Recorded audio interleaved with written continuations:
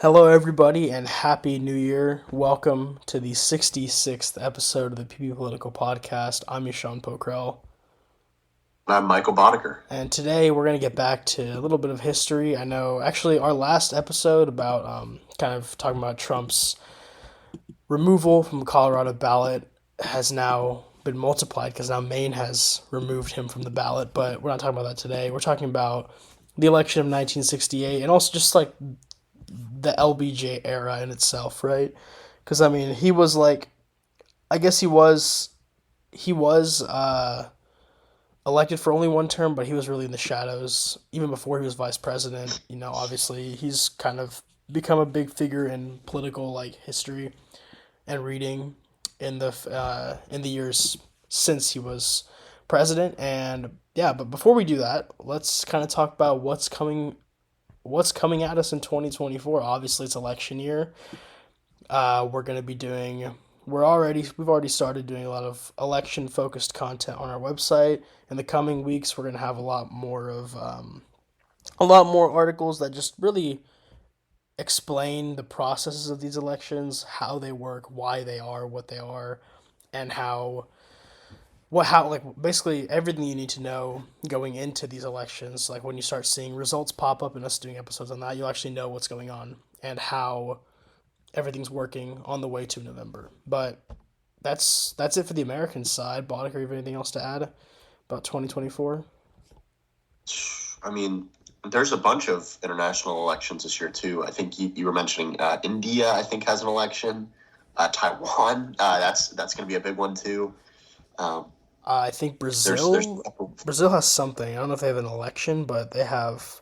Oh, Iceland has an election. Their president just announced he's not running, and Iceland's not really a big position politically. A president is just kind of like a joke. They take it as a joke, in fact.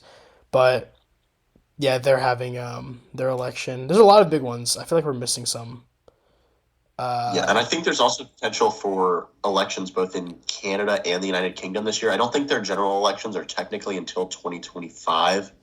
Yeah, But both the incumbent parties in those countries are so unpopular yeah. that if their coalition makes, that'll trigger a general election. Yeah, they haven't set. They don't obviously set a date, but I saw like either January or December. This year's December 2024 or January 2025 seems to be the predicted dates.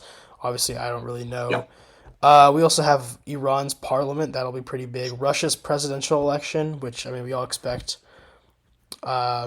Vladimir Putin to win pretty easily, but that will be something coming up. Pakistan has their national assembly. There's been a lot of controversy on Pakistan and their handling of their former prime minister Imran Khan. It seems like they're kind of just holding him against his will, making him a political prisoner for no real reason. The Intercept, a pretty good news organization, has done a lot of great reporting on that. I've been reading that.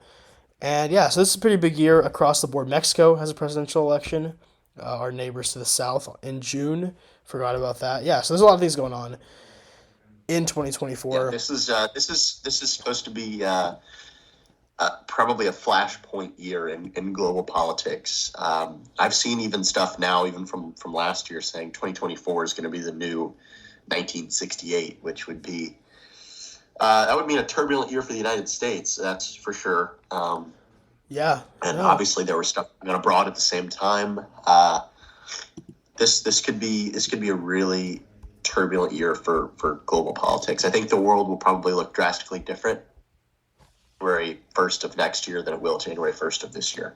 absolutely. I think one thing actually to tie these two, 2024 and 1968, I've actually seen a lot of comparisons about President Biden being very similar to Lyndon B. Johnson. Not necessarily now, obviously, people have different opinions on the individuals, but in terms of the legislation they were able to pass, just the scope and the magnitude of it, I think President Biden has gotten a lot of. He has gotten a lot of. I've seen a lot of comparisons. I don't know if you've seen these things. I might just be too online, but I've seen a decent amount of comparisons between Biden and President LBJ, which I thought was interesting. I think it's a good way to start this talking about the man himself. Yeah. So LBJ is um, Obviously, he takes over after President Kennedy is assassinated in Dallas, November 22nd, 1963. Um, and so LBJ takes over, and a lot of his agenda was to continue a lot of what President Kennedy had been idealizing. So we're talking about, he expanded the New Deal with the Great Society. All of these domestic legislative programs to help the poor. So it's a continuation of the New Deal. This is really the high point of liberalism, I would say, in the 20th century in the United States. In terms of the Democratic Party, the left wing in America kind of dominating, was probably Roosevelt and Johnson. Amended Social Security, created Medicare and Medicaid. Obviously, after winning re-election, he does the Voting Rights Act of 1965. The war on poverty. He gets us into the Vietnam War, and we'll talk. I guess this is more about the presidential election, but Johnson definitely has a legacy. I think that has probably been debated more in the modern era, with people saying, "Oh, the Great Society was a failure," or we've even seen some stuff with the Civil Rights Act. Meaning like, is discrimination of all kinds, truly bad? I've seen some people say that if a private entity wants to discriminate, then that shouldn't that shouldn't be unconstitutional. Versus where the Civil Rights Act says even if a private entity discriminates on X, Y, or Z, that's illegal. So there have been debates on Johnson's legacy, but he was definitely a dominant electoral candidate, at least in 1964. He drops out in 1968 because he was pretty unpopular by that time, probably because of Vietnam more than anything. But yeah, 1964, he was a juggernaut for sure. Yeah, I mean, I think he has a very mixed reception. I think on both sides of the aisle. The biggest thing, I guess, that stands to this day, I mean, obviously the Great Society, but outside of that, I guess it's kind of tied in, but affirmative action was really not, although Kennedy sort of started affirmative action, the Johnson administration really pushed it for schools, which okay, so affirmative action is an odd one because at that time, you can definitely see why it was necessary because those opportunities were not being created in a fair mind for minorities. However, and I believe this was actually said in the 90s too by Sandra Day O'Connor, Supreme Court Justice. It was meant to be temporary and it should not have stayed until 2023 when it was finally, in my opinion, rightfully overturned by the Supreme Court. But at the time, President Johnson he did start affirmative action, but he also, which I think was a good thing at the time, but then now, although, I mean, obviously discriminating on race is not a good thing, but looking at the context, it kind of makes I see where they're coming from. But also, then you have the flip side. He got into Vietnam. He tanked his support among any young voters. This is really the first time you see young voters really make their voice heard, and like I guess a younger generation get more involved in the political world. I would say in a more visible manner. You obviously have things like Tinker versus Des Moines, a huge Supreme Court case that comes out around this time. I believe it was 1967. I don't know if that's correct, but something like that. 69.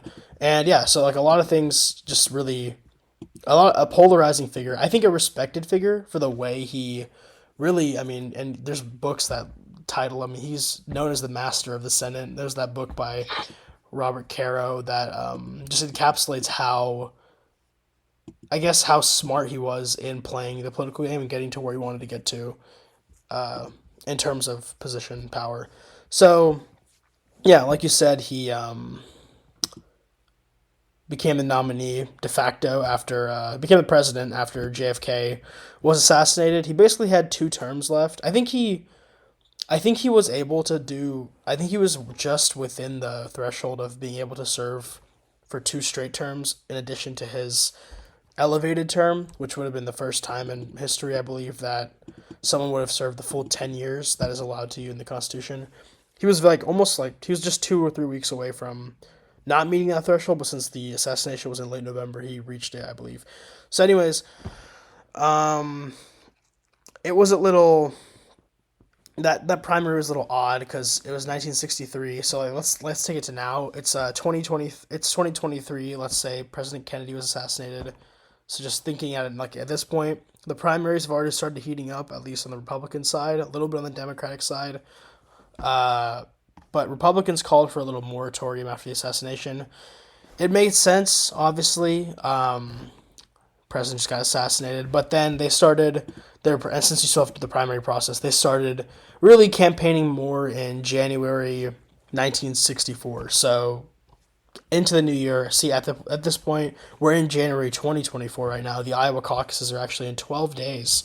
At the time of this recording, today's January 3rd. Iowa caucuses are Monday, January 15th for the Republicans. And yeah, so there was a quick turnaround due to the assassination, but this paved the way for President Johnson at the time to just essentially just be the nominee um, outright. Although he had a minor challenge from Governor George Wallace of Alabama, who just does not go away.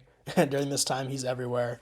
And yeah, but he gets through the nomination pretty easily. On the Republican side, we have Barry Goldwater, senator from Arizona, who wins the nomination, with the Representative William E. Miller, who I don't really know much about, representative from New York. And I think this is really the first time, and I don't know if I guess you might have something to say. I think Goldwater really pushed the Republican Party from kind of being torn between like a liberal wing and a conservative wing to kind of into like that conservative lane that you see now. And I think he has a lot to. I think Republicans today have a lot to. I guess thank Barry Goldwater for the way that he structured the party ideology. And I don't know if you have any thoughts on that. Yeah, I mean, Goldwater is the inspiration for the modern conservative movement, limited government, kind of more of a libertarian right. Uh, at least I think that probably President Trump has probably influenced that a little bit, where we've also seen more schisms between kind of your Goldwater, Reagan-y style Republicans and your Trump style Republicans, because I mean, anyone that knows political theory would probably say that those are two very distinct styles of conservatism that don't have too much in common with each other. Um, they may have some overarching ideals, lower taxes and more economic stuff, but they may disagree socially, and in terms of the methods of the way the government's run. But yeah, Goldwater, the next 15 years of the Republican Party are probably based on Goldwater's principles. That culminates with Reaganomics, Reagan Revolution in 1980. And that's been the way that the Republican Party has been ever since. And I guess, too, that probably should talk about the party switch. The party switch is probably the most misunderstood aspect of American politics. There are people that will say, oh, when the New Deal happened is when the party switch happened. Or, oh, when the civil rights movement happened, the party flip happened. It's much more complicated and segmented than that. You could say that, conservatives probably started moving to the Republican Party in the New Deal, and some did. That's true. But that was such a complicated era because of the Great Depression that you kind of the party schism couldn't fully happen. It didn't just flip. But you also can't argue that it happened fully during the civil rights movement. Because, I mean, if we look at 1964's election, I mean, you've got Arkansas, Tennessee, Florida, Missouri, a lot of traditional Idaho. This was the last election in which a bunch of states, Idaho, Utah, Wyoming, North Dakota, South Dakota, Nebraska, Kansas, Oklahoma, voted for Democrats. This was the last election in which the Democrats won the majority of the white vote. So you could argue that a lot of that switching to the Republicans after 1964, and I could buy some of that. But I think if you look at it, like, this was the last election until 1992 in which Democrats won California or Illinois or New Mexico or New Jersey. And those are Democratic strongholds now. And so I don't think people even would argue that the party switch happened as late as the 90s. Even though I think you or I would probably argue that that continued even into the 2010s, the early 2010s. I think the Tea Party was the final. I mean, it was a lifetime long movement versus oh, we don't like the New Deal, or we don't like the Civil Rights Act, or we don't like the way Bill Clinton's running the country, or it was a long segmented series of events that cemented conservatives more with the Republican Party and liberals more with the Democratic Party. Yeah, I agree with just about everything you said. Yeah, I mean, there's not much more to add to that, honestly. One thing we don't want to just run over what happened in the 1968 four primary, which was the Nelson Rockefeller versus Barry Goldwater primary, which again, like, we're talking about the outcome of the 1964 primaries. This is what got us to the point where conservatives kind of took over the Republican Party. And this was actually a very bitter primary season. You don't actually see primaries as tight as this. Again, like we mentioned, like last time, only not every state had a primary or a caucus, no nominating contest. A lot of the times, delegates would just choose their appointed.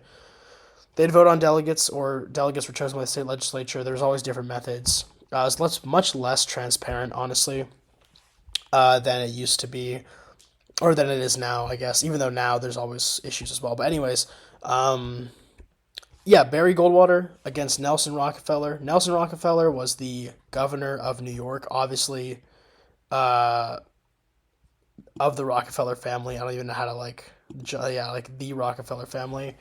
Um, One of the most prominent, probably, families in American history. Uh, yeah, so he's much more liberal.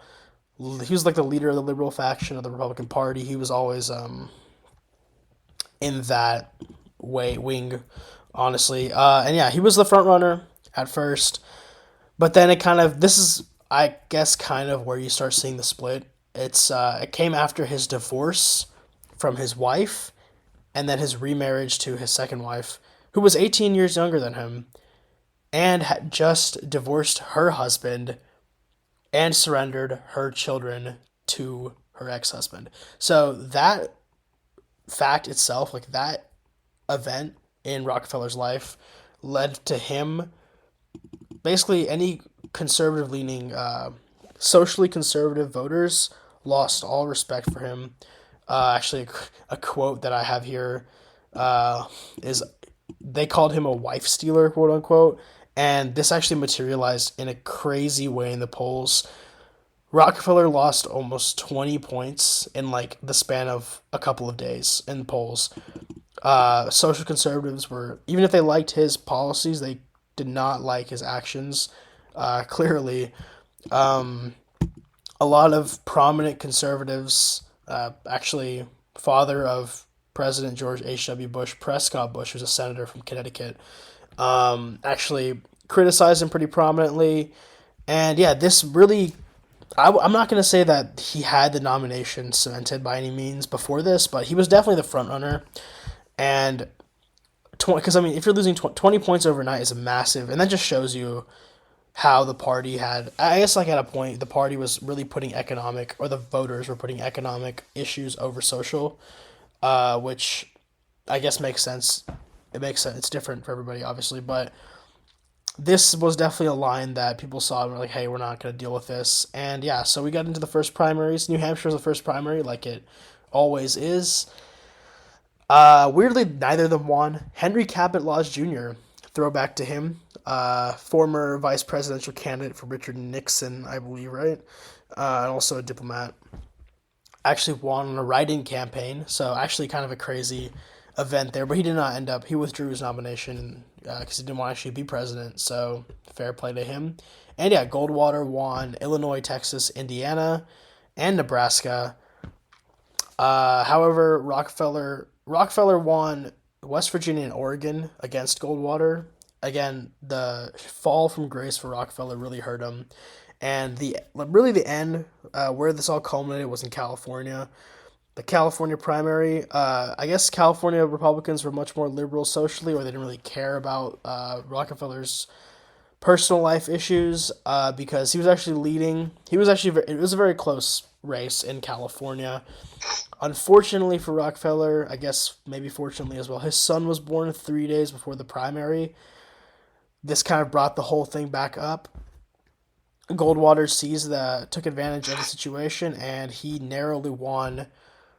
And yeah, Goldwater basically ran away with it at that point. There was a little attempt to get William Scranton, the governor of Pennsylvania, in as like the liberal candidate, but Goldwater at that point had basically wrapped up the nomination, and he was nominated as the Republican nominee. And basically, yeah, that's how we got to a point where we're at now, where conservatives heavily back the Republican Party. It was all really because of Nelson Rockefeller's personal life, I would say, because I mean, I think if he wins that nomination, you have a much different Republican Party today. Maybe more conservative, but definitely a much less stratified party, I would say. Yeah, and then Goldwater, accepts his nomination. He quotes Cicero, um, and he says, "I will remind you that extremism in the defense of liberty is no vice, and let me remind you also that moderation in the pursuit of justice is no virtue." And that was kind of a mic drop on the moderates, and just, I mean, kind of dunked on them. And a lot of those moderates would vote for Democrats in the fall. But definitely a powerful phrase from Goldwater. That's a powerful one. I feel like he should have waited for that one, if he had won the presidency, because that way you still need those voters. You know what I'm saying? Like I feel like he kind of went a little early, but it's a really good quote. I will say, quoting Cicero is amazing. So shout out to Goldwater for that. Is he still alive? He's not Yeah, alive, right? Yeah. Goldwater. Yeah, he's dead, right? Yeah, he passed away. He actually passed away, I It's believe. kind of He lived a long time. I think he passed away in the '90s, late okay. '90s. Yeah. Well, unfortunate, but you could have waited for the nomination. And it's actually also really interesting that Goldwater actually switched a lot of his positions later in his life. He actually, Interesting. I think he moved more towards libertarianism than conservatism later in his life. Definitely, like he said, he regretted his vote on the Civil Rights Act, um, and I think he also became kind of a proponent of legalized marijuana, which is fascinating, considering where he was in 1964. He ended up being a lot different later in his life. That is interesting. Yeah. I mean, I think yeah. Actually, that's kind of interesting because I guess as the party kind of stratified around like post Reagan, you got the rise of like a Bush, like a neoconservative, which I guess still you could say kind of. I wouldn't say runs the party. I think the party is still pretty around President Trump and his crazy form of populism, I guess you could call it. But at least in language, I don't think he's actually too much different from what the status quo has been politically, like actually doing stuff legislatively. But uh, yeah, I guess once he saw like a little bit more of a shift, he must have thought that libertarianism was the way to go. I don't know. That is interesting. I actually didn't know that. That's actually quite fascinating. But yeah, into the campaign. So now, honestly, do you think this was a guaranteed loss for Republicans going in, just because of the I situation? think I think it was probably a guaranteed loss going in, but I don't think that Goldwater helped per se. Just lots of like gaffes, lots of. I mean, I think because Goldwater was an ideologue, he wasn't necessarily someone that was like a campaigner per se. Like Goldwater is influential in modern conservatism because of his ideas, not because of how persuasive he was about them. His ideas spoke more than he did about them. I think is what I interpret him to be. It wasn't necessarily that he was super persuasive about his ideas, but it was that his ideas resonated with a lot of people who felt that the government had been alienating them for a generation at this point. I think honestly, he kind of. I guess this is kind of like a reverse comparison, but he kind of reminds me of Javier Milei of Argentina, who just got elected president as a Yeah. libertarian. At least in like being an ideologue, Milei is obviously a very crazy. He looks wild. He's like just kind of like a guy that just kind of people say he's just crowd. He's just kind of like the person, the crazy dude in the office, but same mold, I think, of being like an ideologue, but he actually got it done. So, and the reason I was saying this is a guaranteed loss, just because like President Kennedy was assassinated. He was very popular. among. I mean, most people. He was popular, and obviously, when you're getting assassinated, you're going to get the sympathy vote. Another sympathy. You're going to get sympathy boost.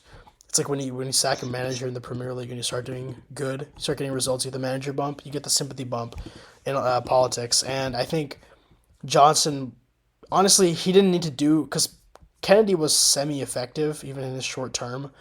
I think Johnson didn't really have to do much to really just push himself over the line. And yeah, let's getting into the general election. Johnson was he did see this is where it gets a little weird now because Johnson got a little scared that he was gonna be like he was going to lose because of this the Cold War, which is going on, and he was kind of I guess a little softer on communism than Goldwater was. Obviously, Goldwater famously said that we should throw a nuclear bomb into the Kremlin, into like the bathroom or something. I think Kind of funny. I mean, I'll give it to him. it, That's kind it's of funny. kind of funny. That was obviously I guess during the Cold War, it's not as funny, but it's pretty funny now at least. Hopefully, we never do anything like that. Yeah. So yeah, Goldwater was. I guess that was a gaffe at the time. Goldwater was just saying things. He was also like not getting endorsed by a lot of the liberal Republicans, which kind of really hurt his bid, at least in the North and in the Midwest. Like in New York, obviously Rockefeller didn't endorse him, and then also in Michigan, I think Governor Romney, I think is his name, he didn't endorse him. And looking at the electoral map, Goldwater only won 6 states, so yeah, he didn't really get a lot of support from like the elected leaders of the party, especially in the North and the Midwest.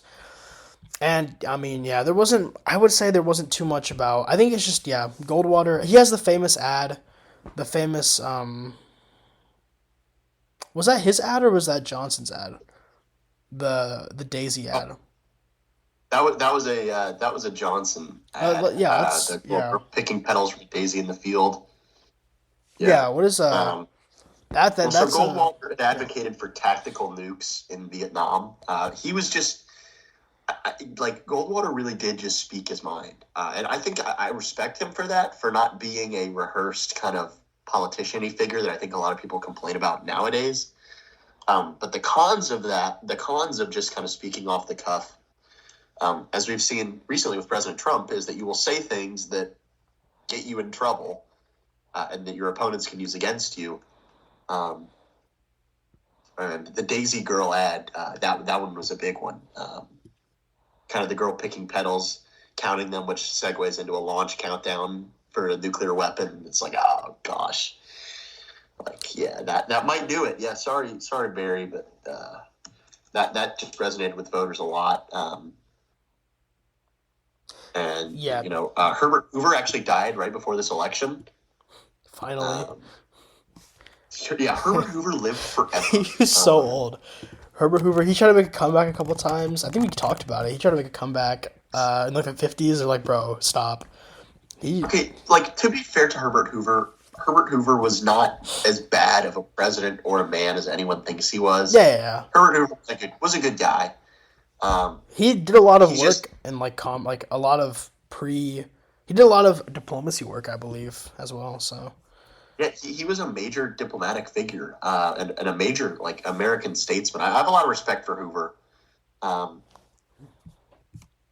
only feel bad president, for him, but only president from Iowa, I think.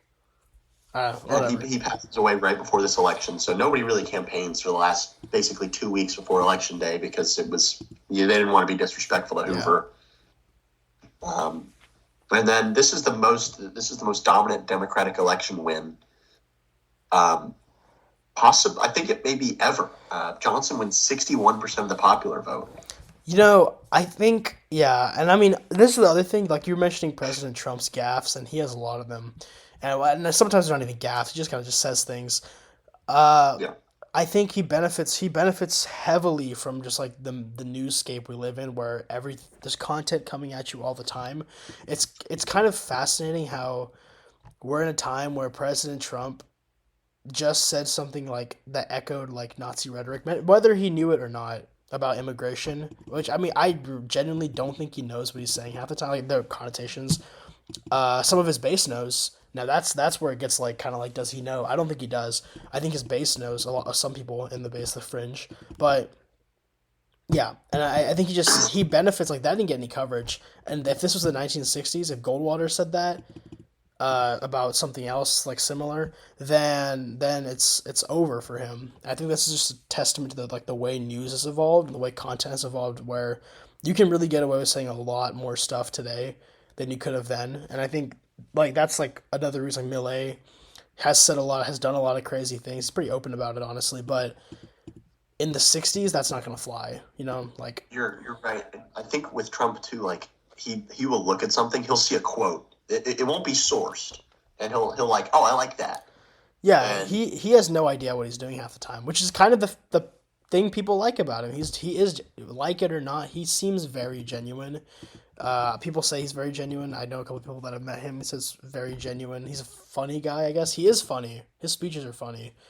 But yeah, I think yeah, he benefits greatly from that newscape because he doesn't know he doesn't know everything. And obviously, who can blame him for not knowing? I guess he wasn't like an elected official. He's kind of just a dude on a TV show, but just kind of by itself, it's insane.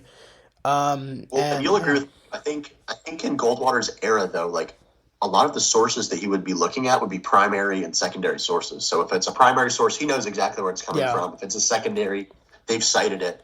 I think now you've got both like tertiary sources where it's like somebody citing somebody, and then like something where it would be just completely incorrectly like cited from whoever. Like it, like like the famous like Abraham yeah, Lincoln quote, like don't believe everything you see on yeah. the internet, like stuff like that. Where like if you don't know that that's not true, then you're gonna be like, oh, well, I guess he did say that. So I think a lot of the modern media where we have so many different ways to acquire like quotes and stuff, you have no idea where that actually initiated now. Yeah. No, I agree. I Whereas think yeah, in that era, it's probably much easier to source that. absolutely. That's like exactly what I'm saying. Like it's that's why Goldwater definitely had more fault as well. Like there's definitely more to blame if you're gonna go out and say something crazy. You're not gonna be able to, and you know what you're saying. I mean, it's not like I'm not saying that what he was saying was crazy necessarily. Maybe it was, but he knew how it would probably affect what his chances of the nomination. And let's talk about real quick. I did not know this. Let's talk about the polls from 1964. Not that polling. I'm sure it was a little bit more accurate then. I hope. Actually, it ended up being semi-accurate, but polling started in June for this race. The first poll had Lyndon Johnson up 77-18 on Goldwater. It was an absolute. This is probably the largest gulf, absolutely the largest gulf in polling, even more than Eisenhower had in his second run. Lyndon B. Johnson never dipped below 59% in opinion polling. He ended the last polls in October were 64-36 in favor of President Johnson, and obviously he ended up winning with what 61% of the vote, like you said. Yeah, Absolutely crazy margins. Goldwater only ended up winning his home state of Arizona, state of Louisiana, Mississippi, Alabama, Georgia, and South Carolina. So not a good showing. Obviously, I don't think I will say looking at the electoral map right now. And then George Wallace also won some votes in Alabama and maybe in Mississippi probably as well. But Mississippi went heavily for Goldwater. Whether that's now, I think there's definitely, despite the Civil Rights Act being passed and everything, there's definitely a little bit of election interference in Mississippi just because of the way this no, county absolutely. is so like it's a deep red result in almost every county, even in the counties that are historically and to this day still like considered the Democrats. So Mississippi is very racially divided, just based on like population, and typically always like the river basin, the western side of Mississippi tends to be Democratic. This is solid, heavy Republican all the way through. Definitely a little bit of election interference there, but nonetheless, Goldwater actually only won one congressional district in his own state, I believe. Yeah, which it was kind of crazy. Honestly, it's surprising. I would say, considering how popular he Yeah. was in Arizona before. Yeah, he won 87%. Yeah, he won 87% of the vote in Mississippi. There's definitely a little bit of election. There's a little bit of fraud going on there, or not fraud. Maybe there was something else, but something was happening there. And he barely won Arizona. He won Arizona with 50.45% of the vote to Johnson's 49.45. So very tight margins in his own state, and it wasn't particularly close anywhere else. The biggest win for Lyndon B. Johnson kind of becomes a recurring theme. The District of Columbia, 85.5% in favor of Lyndon B. Johnson, and then Rhode Island and Hawaii. So yeah, anything stand out Well, to I you? mean, DC has never voted for a Republican ever, and 85% probably would be a low point for a Democrat in the modern day. I think in It might be. 2020 and 2016, Democrats cleared like 92% of the city. Let's Like look. it is the most liberal area in the country, Ninety most Democratic area. 90.86 for Hillary Clinton and 92.15 for Joe Biden in Yeah, I 2020. mean, it is the most liberal area in the entire nation. I think the thing that stands out to me um, for Mississippi, we talked about it. Franklin Roosevelt won 97% of Mississippi in 1936. Goldwater wins 87% for the Republicans in 1964. Again, we talked about the party switch. Um, and these margins will increase will basically increase and decrease depending on the candidate for a long time. Bill Clinton does a pretty good number in the South in 1992 and 1996, But Bill particularly Clinton, in like Tennessee, Arkansas, Missouri, yeah, I mean Kentucky. Clinton was always an outlier though, I guess, just because of the way he was a like socially conservative for the like a relatively governor. And Yeah, but yeah, go ahead. Sorry. Yeah. I mean, and Johnson still won, barely. He won basically a 51 to 49% bare majority in the former Confederate states. Again, that flip was much more long term than I think Yeah. people Yeah. estimate. And also, I mean, Johnson was a senator from Texas. He was from, again, when we talked about it a couple weeks ago, Kennedy chose Lyndon B. Johnson for that ticket balance and like for that winning the South. And yeah, I mean, I think Goldwater definitely is the. I think without Goldwater, if this was Nelson Rockefeller, Lyndon B. Johnson, he's still going to win the election. I think he wins the South. I think this map's kind of flipped to where he's winning the South, and Goldwater might take the Midwest and the North a little bit. But I mean, that's just a testament to how Barry Goldwater's nomination. Because I mean, again, like I mean, the nomination is what pushed the conservative bloc together. Because without that, you'd have a liberal Nelson Rockefeller, a liberal Republican, as a nominee, most likely, who probably has a wider range, who still keeps conservatives economically, I guess. Or I guess they could go Yeah, to George Wallace, probably not likely. Uh, who still keeps an economic conservative background, but then you have conservatives compromising on social issues. And if that happens, like extrapolating, maybe you don't have such a push like post Roe v. Wade. If Roe v. Wade even happens at that point, you probably don't have a push for what we saw in 2022 with Dobbs versus Jackson, and then things yeah. like that. So there's a lot of yeah. I think there's definitely very big implications, not just electorally, but also like actually on American life that came from just the nomination, not even the victory of Barry Goldwater. I think it's also important really important actually, to mention this is the last segregated federal election in American history. The Voting Rights Act is uh, so this is the last. Basically, this is the last election where Jim Crow exists in American history. Yeah. Oh wait, yeah, you're right. Obviously, red Well, still exists until the early 1970s. I think it was 1971, 2, 3, somewhere around there when that's illegal. But segregation itself, Jim Crow, in terms of voting, is still. This is the last one where it's active. yeah, that makes sense. That explains Mississippi. I think I mixed up the Civil Rights Act and the Voting Rights Act to where like the Civil Rights Act was 1964, but that didn't really encompass like poll taxes, and that's exactly why Mississippi was so.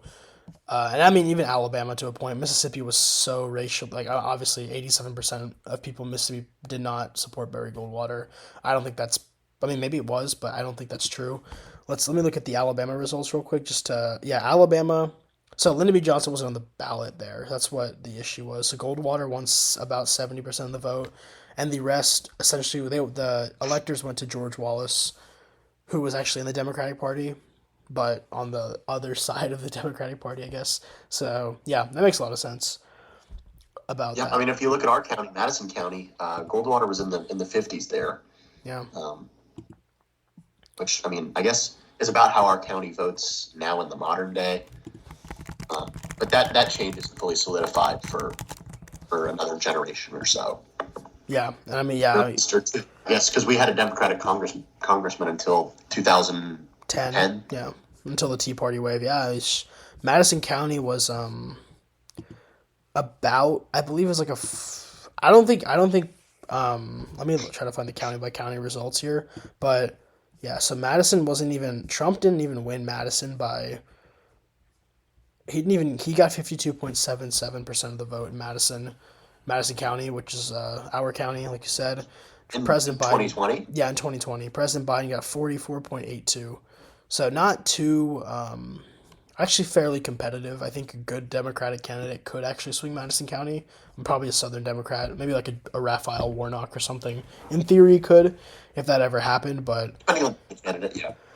yeah, but yeah, that's 1968 or four. Geez, 1964. Let's talk a little bit about Johnson before we leave. Like just like quick about Johnson's presidency itself. It's obviously, I think it is one of the more impactful. Now, I'm not saying positive or negative, but impactful, at least on Yes, terms of definitely. future benefit. I think Johnson's up there. I think Biden will be up there with the way his infrastructure package is portioned out for the future.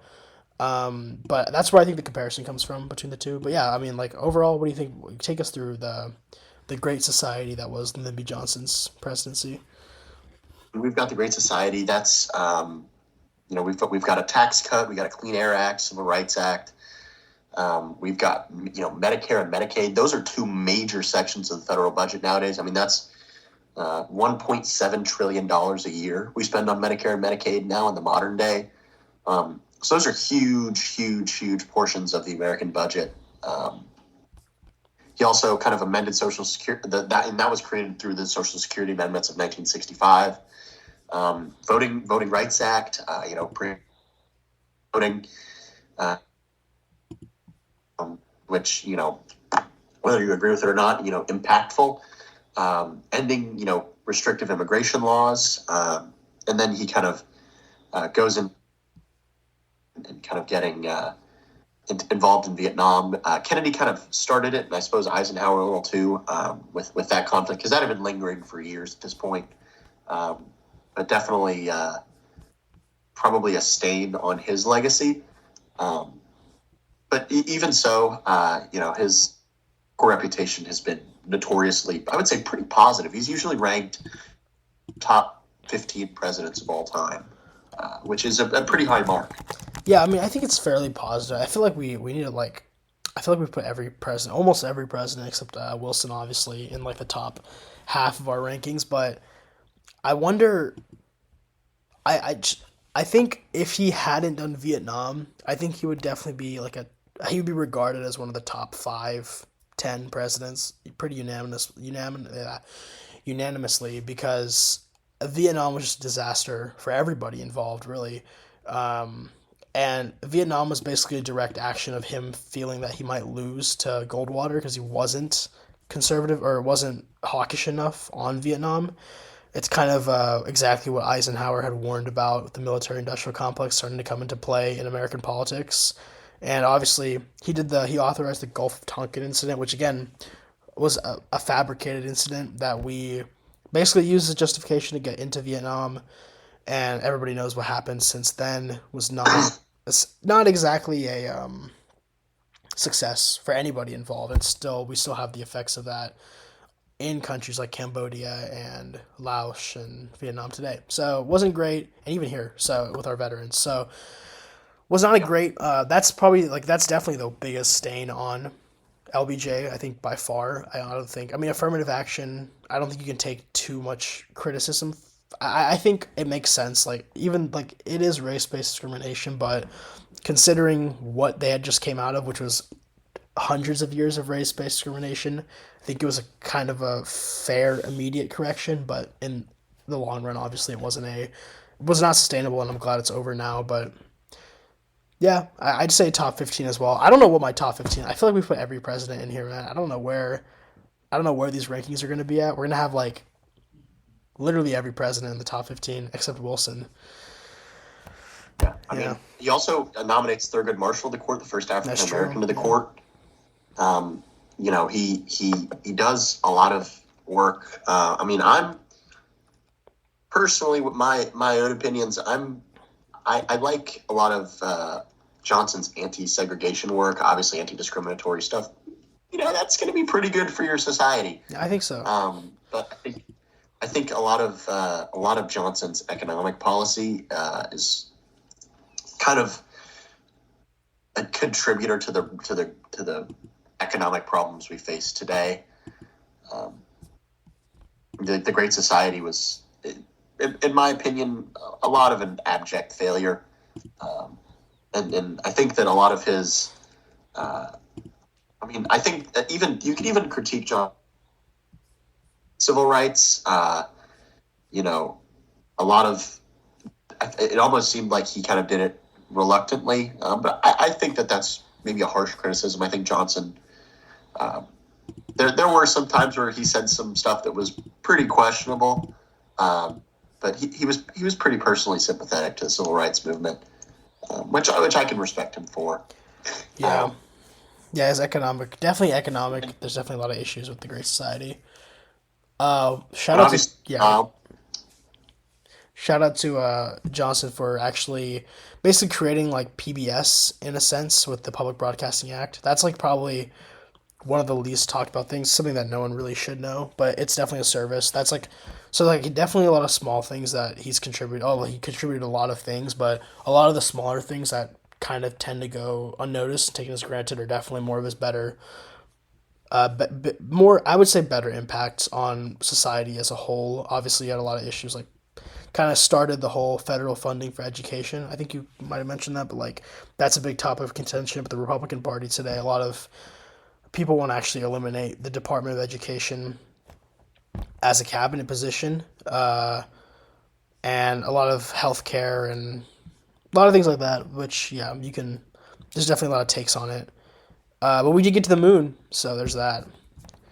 We did did get to the he moon. and he continues that, and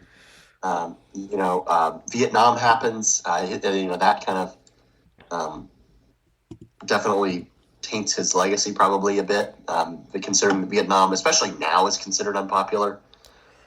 I actually, not that I would give Johnson a pass on Vietnam, but given that the policy of the time was containment and how important it was for the United States to contain the spread of communism, especially at that time, I can't fully hold that against him when it was already the wheels for that were kind of already in motion with Kennedy and Eisenhower.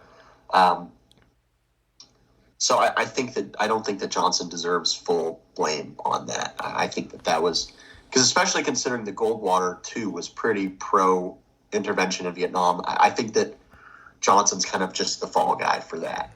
Maybe. I mean, I think actually this is kind of goes into the 1968 campaign where he's running, and I mean, obviously Senator McCarthy from I think he was Minnesota, he might have been Wisconsin, comes in and enters the race against President Johnson because again he didn't serve his full 2 years as vice president, so he's permitted to be run for a third term essentially, and McCarthy actually came in and challenged him as a just it's a little similar to how President Biden's being challenged by Dean Phillips of Minnesota. You have a sitting member of Congress coming in criticizing like so it's a little different because like I guess he was very vehemently anti-war. McCarthy was, and he actually I think he got over 40% of the vote in New Hampshire in the first primary, and that really that kicked off like Robert F. Kennedy coming into the race, another senator who probably would have won the nomination and probably would have won the presidency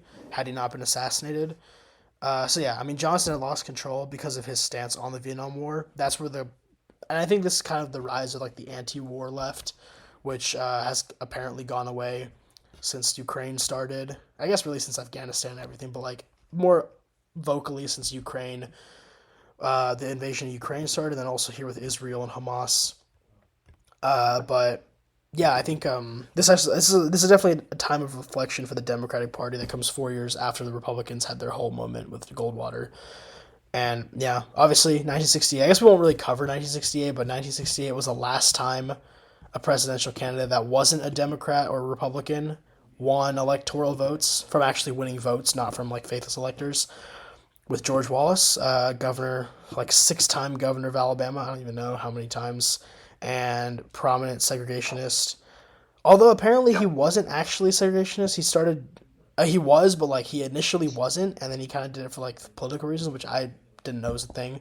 Might need to read more about that. But yeah, 1968 happens, and who knows? I would say that we have the most credible third party challenge this year since 1992 and maybe 1968, with how dissatisfied everybody is with presumably President Trump and President Biden. I think there's Yep. definitely a chance Robert F. Kennedy Jr., Cornel West, whoever no labels ends up possibly running for president. There's like I've seen polls with like on their um, 7 people on their like polling list. It's amazing. We have like 6 parties going at it. It's great. So yeah, that's everything. I guess it's kind of a long one, but welcome to 2024. We have a couple more of these to Yeah. go. I guess I don't know what we're gonna do next. Probably Nixon. I would assume. Did we do Nixon? We would have Yeah. Nixon. I mean, we can do 1968, or I mean even 1980 is probably the next generational divide in elections. We could also do that. Yeah, I I might think do that that would be one. Yeah, interesting. we'll do 80. Yeah, so we'll do the Reagan Revolution, I guess, and then we'll get into the Clinton Perot Bush, and then we're into the 2000s. So thank you all for Yeah. listening. pbpolitical.com. This is where it gets real now. We're gonna start doing basically. If you guys don't know what's going on with this election, who can blame you because it's confusing. We're gonna be putting out starting tomorrow, I believe. We have an article explaining just the basics: a primary, a caucus, how they work, why they're set up this way, and then we're gonna also have articles about how the Democrats nominate a candidate, how the Republicans nominate a candidate, how that's changed due to the influence of like the president, like President Biden influencing the calendar, President Trump influencing the way delegates are won. Then we also have candidate profiles coming out before Iowa, which is in 2 weeks. A lot of stuff going on. I'm excited to get here, and we'll do a reaction to Iowa in 2 weeks as well when that caucus is over, and see if the race is wrapped up after one primary. That'll be a lot. That's gonna be the moment. If nothing crazy happens in Iowa, then we're looking at a Trump versus probably Biden rematch.